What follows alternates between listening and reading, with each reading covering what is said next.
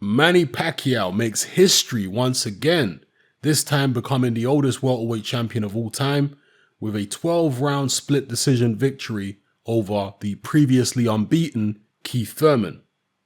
Let's talk about it. Now, I was immediately surprised. And by the way, before I go on, I did not watch this fight live.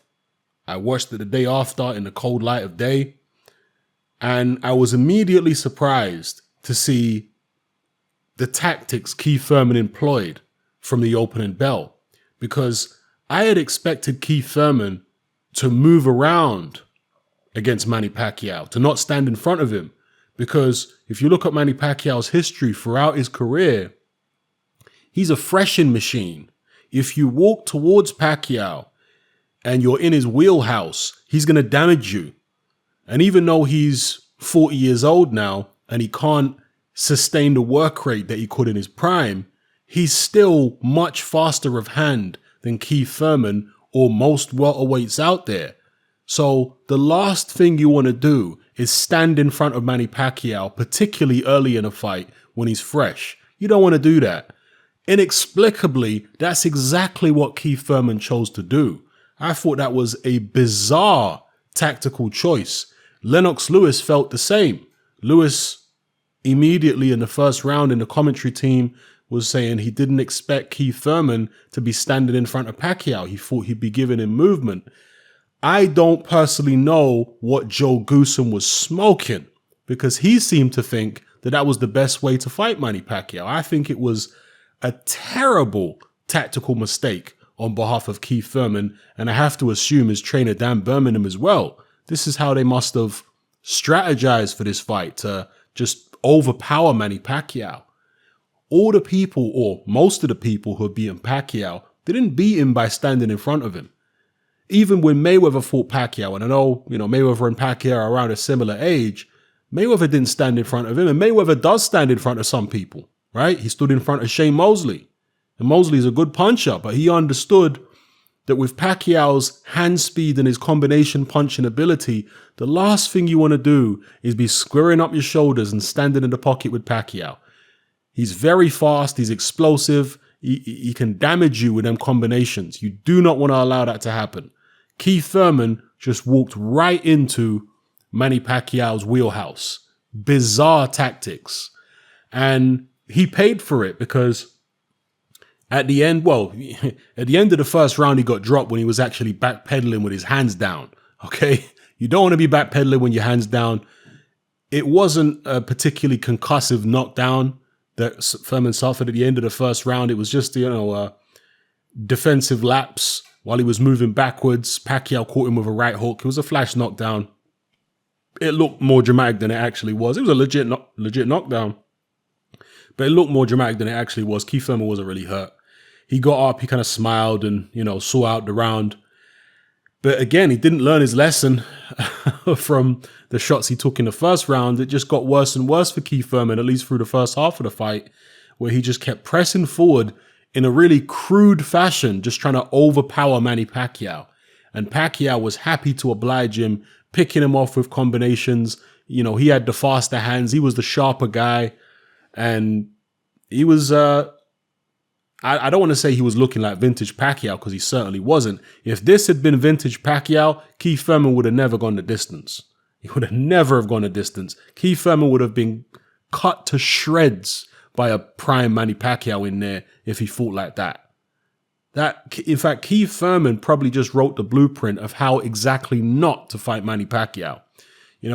Keith Thurman has showed in previous fights that he can move around and he can walk opponents onto punches. We saw that in spots against Sean Porter. He can walk you onto shots. He can lure you in. Yeah, that's what I expected here. Now, some people are going to say, well, the layoff that Keith Thurman had, he's not been the same since he came back. He looked poor against Josecito Lopez.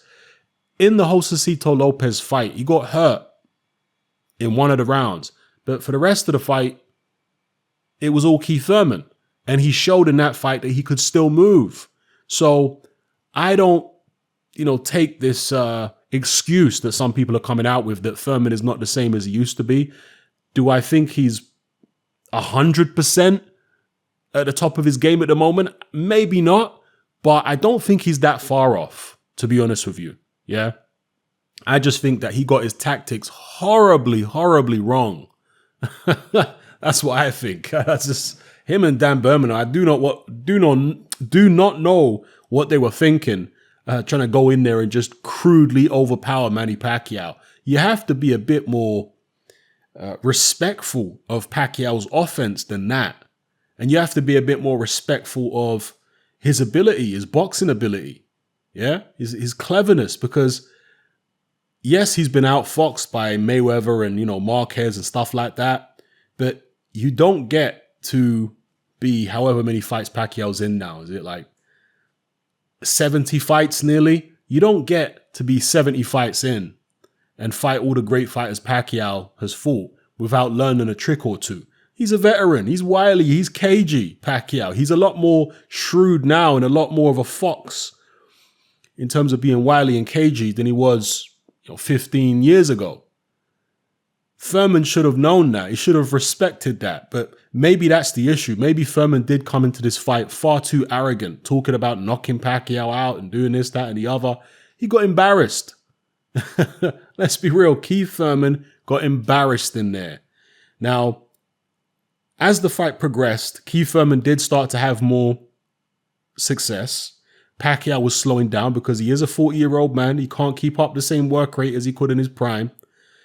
Started slowing down, and there were moments where Keith Thurman did manage to walk Pacquiao onto shots. There was some of the later rounds where Thurman would move around, then he would dart in with a right hand to the body. Or was it a left hand to the body? He would dart in with like a body shot first and then a hook up top. And he landed that combination several times, okay? That's what he should have been doing early in the fight. Moving around. You see, when you're fighting an older fighter, yeah, the last thing on earth you want to do against an older fighter is play to his strengths. I mean, even more so than when you're fighting a young guy, because an older guy has seen so many different attempts, of somebody trying to beat him at his own game. He's seen that a million times. He knows how to react when you're playing to his strengths. And with Pacquiao, if you come at him, you're in trouble. Yeah, we saw Pacquiao fight people like Antonio Margarito, Joshua Clottey. Go on down the line. Whenever you go forward and attack Manny Pacquiao, you're putting yourself in a world of danger. And all I can say is Keith Thurman is fortunate that he wasn't in there against the prime Pacquiao. But to be fair, maybe if this was a prime Pacquiao, Keith Thurman wouldn't have been so gung-ho, But anyway, as the fight progressed, Thurman did move for small periods of rounds and managed to land some shots off that. And again, I don't know what on earth Joe Goosen was smoking, because he kept just saying, Keith Thurman just needs to press forward and press forward. That's all this guy had to say. He didn't have anything scientific or anything clever by way of advice for Keith Thurman, as the commentator. Just press forward and push Manny Pacquiao. But I thought it was real poor from Joe Goosen and not a good advertisement for him as a trainer, in my opinion. I thought that Lennox Lewis was far more on the ball with his commentary. And I also felt as though the other commentator, whose name escapes me at the moment, the old guy, his commentary was also good. And the scorecard of Marcus Villegas of Fight Hub TV, he's got an excellent YouTube channel that I've been, bigging up for many years, because I really think it's underrated, Fight Hub TV. I think he does excellent interviews. His scorecard, I think, was on point. It was almost identical to mine, actually. I think we differed on one or two rounds, but other than that, my scorecard was almost identical to Marcus Villegas. Some people are talking about the CompuBox numbers and saying, well, Thurman landed more punches and blah, blah, blah. Listen, fights are scored round by round. They're not scored on who landed the overall most punches at the end of 12. It doesn't work like that, because the punches might not be evenly distributed throughout the rounds. You see? And if I really shouldn't have to elaborate on what I mean by that. You should have enough intelligence to be able to work out what that means, okay? If one guy lands 10 or 20 punches more over 12 rounds than the other guy, it doesn't necessarily mean that he's the winner, because how are those punches distributed throughout the 12? Yeah. Are the majority of those punches that give him the advantage distributed in only 3 of the rounds? You see? So I don't pay much attention to this CompuBox. Thurman should have won because of CompuBox. Nonsense. Okay, I had Manny Pacquiao winning. Now, it was a close fight. Don't get it twisted. It was close. Of course, on the other side, there are going to be some people who say Pacquiao won easy. He didn't win easy. Pacquiao's an old man. He slowed down a hell of a lot in the second half of the fight. His work rate dropped right off, and that allowed Keith Thurman, back into the fight. Keith Thurman's youth did show in the second half of the fight, even though he'd taken damage in the first half and he got hit with a body shot late on. And that's the thing as well. Thurman would have had a lot more energy and a lot more spring in his legs if he hadn't taken the damage that he'd taken early in the fight. And again, that's what happens when you just walk right up to Manny Pacquiao. You're going to take damage. This man is not like just any old 40-year-old fighter. This is a guy who still has ridiculously fast hands, and he still in flashes has that threshing machine where you walk up to him and he'll just shred you. You don't want to be doing that. I still am literally baffled as to why Keith Thurman boxed like that. Bizarre stuff. He didn't box like that against Danny Garcia. He didn't box like that against Sean Porter. And I know that was before his layoff. But even against Josecito Lopez, and when I say he didn't box like that, I mean he didn't just try and overpower those guys for 12 rounds. Not even against Lopez. Against Lopez, a guy who's way below Manny Pacquiao, he didn't just try to overpower Lopez. He was moving around the ring. So why against Pacquiao, somebody who's far more offensively formidable, was this guy just trying to overpower him? I mean, just bizarre stuff. Maybe Keith Thurman's one-time moniker got to his head and he started believing his own hype and thought he could just come in there and, bum rush the old man. But it backfired in spectacular fashion. And as I say, it was a close fight. I had Pacquiao winning by a single point. You could have given it to him by 2-3 maybe, but in my opinion, no more than that. So I think the judges' scorecards were good. 2 of them had him winning by 3 rounds. The other one had Thurman by 1 round. I mean, I'd be interested to look at that scorecard that had Thurman winning. It was only by 1 round, but I'd be interested to see which rounds they had for Thurman, because for the most part, the rounds that Pacquiao won, most of the rounds Pacquiao won, he won quite big. And the rounds that Thurman won were like, I think he won a couple rounds big, but most of them were like the slow rounds that Thurman was winning, whereas Pacquiao was winning the more high intensity rounds for the most part. So I'd be interested to see the scorecard of the judge, Glenn Feldman, who had Thurman ahead. I mean, it's not a terrible scorecard, but I don't know. I'll be interested to have a look at it. I personally think that Pacquiao was a deserved winner. Again, close fight. Again, on the other side of the argument, the people saying that Pacquiao won easy, I think they're looking at Pacquiao's body language, because Pacquiao was definitely the more comfortable fighter in there. Yeah, he looked as though he was doing more of what he wanted to do than Keith Thurman. He was happy with the flow of the fight and all that kind of business. Keith Thurman looked like he was forcing his work from round 1 to round 12. He was just forcing it. He didn't look comfortable in there. He didn't look happy. It looked like a hard slog for Keith Thurman, whereas Pacquiao looked like he was having fun. And that body language really resonates with the fans. They look at the guy who looks like he's happy and they think, well, this guy's obviously winning, because he looks happy and he's bouncing around and this, that, and the other. And I think he was winning. I had him winning, but it was a close fight. If you're not looking so much at body language and you're just concentrating on clean, effective punches landed, then you certainly have to look at it as a close fight. So yeah, Manny Pacquiao makes history, well deserved. I certainly wrote Pacquiao off. I said long time ago that Manny Pacquiao should have retired, years ago, that he should have retired and stayed retired. I did not think that Manny Pacquiao could come back and defeat any of the top welterweights. I didn't think he would defeat Keith Thurman. I didn't think he would defeat he hasn't fought Errol Spence and Bud Crawford. I still don't think he can beat those guys. Yeah, maybe I'm going to be proven wrong about those too. I don't think he could. I give him a much better chance against Sean Porter because that's his former sparring partner and he's familiar with Porter. And Porter has not been looking great himself lately.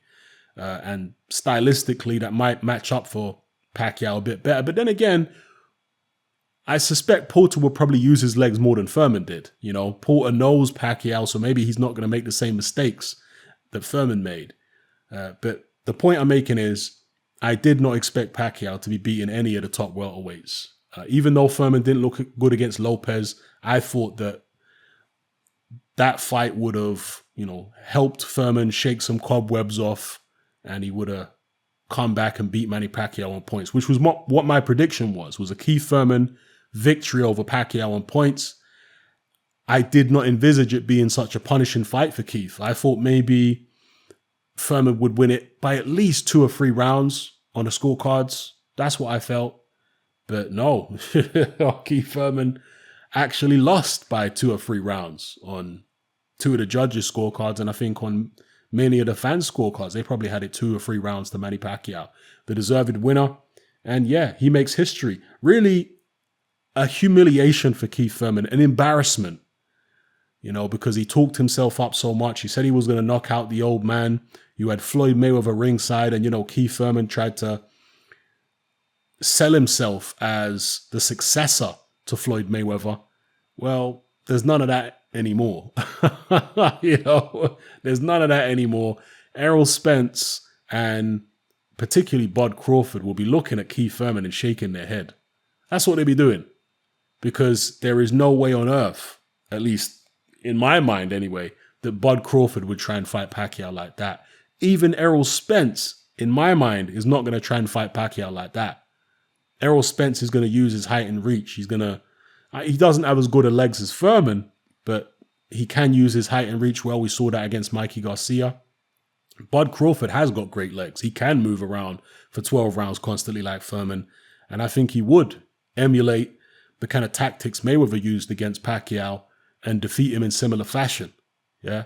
But Keith Thurman, maybe he's been smoking too much of that hookah, whatever they call it. I never even heard that word before until I heard Angel Garcia say that Keith Thurman's been smoking too much hookah.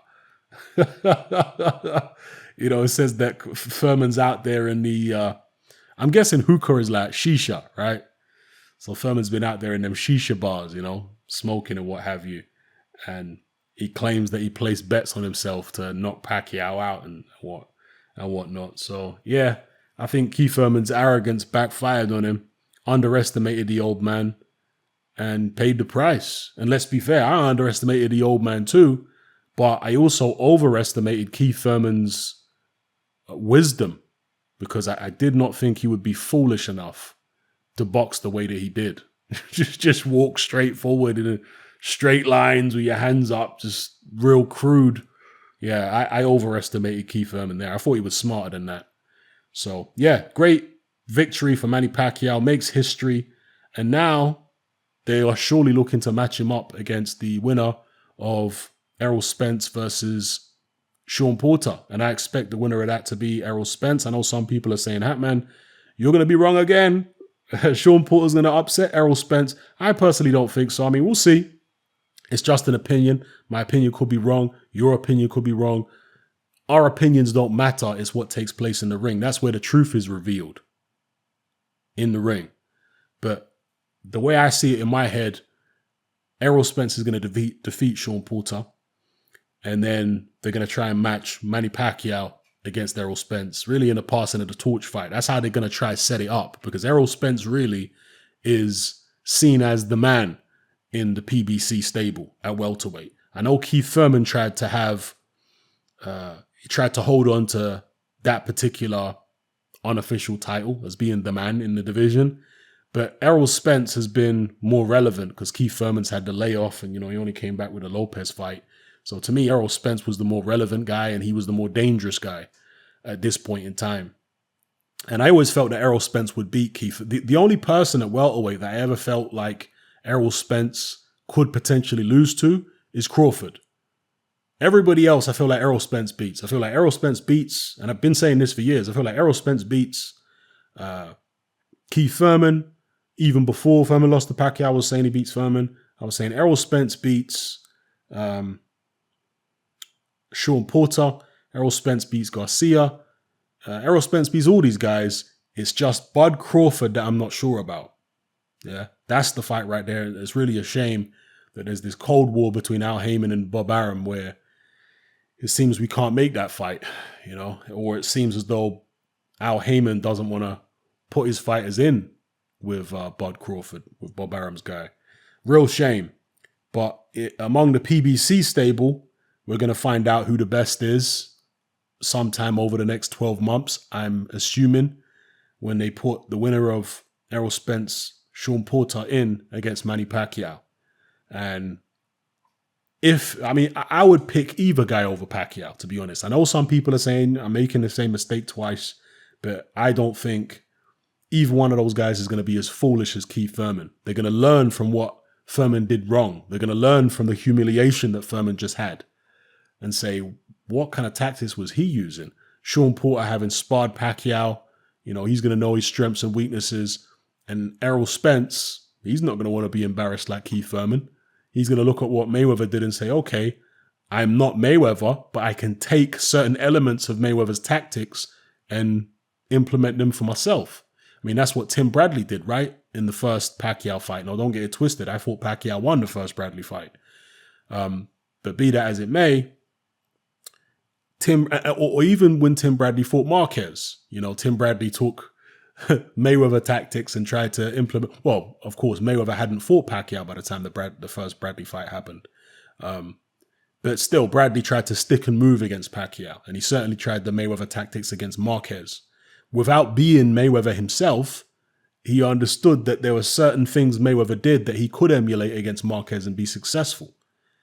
And so I'm expecting Errol Spence, if he fights Pacquiao, to do the same. Obviously, Spence is a southpaw. You know, he's not the Philly shell, shoulder roll guy. But use your height and reach. Keep Pacquiao at bay. Get Pacquiao to lunge in, particularly on 40-year-old legs. Because Pacquiao, even in his prime, used to lunge in. And Marquez would catch him with shots with Pacquiao's lunging in. With a 40-year-old guy, he's not going to be able to lunge in constantly for 12 rounds. You're going to be able to keep him on the end of a jab a lot easier now than you could when he was 30 years old. Yeah? He's going to take less chances lunging in at you. He's going to get more frustrated more quickly on the outside if you keep him at the end of a jab. And when he does lunge in, maybe late in the fight when he's getting desperate, if he's being outboxed, then you can catch him with big shots. Yeah, that's how I imagine Errol Spence would try to box the guy. And that's what I thought Keith Thurman was going to do. Don't know what he was thinking.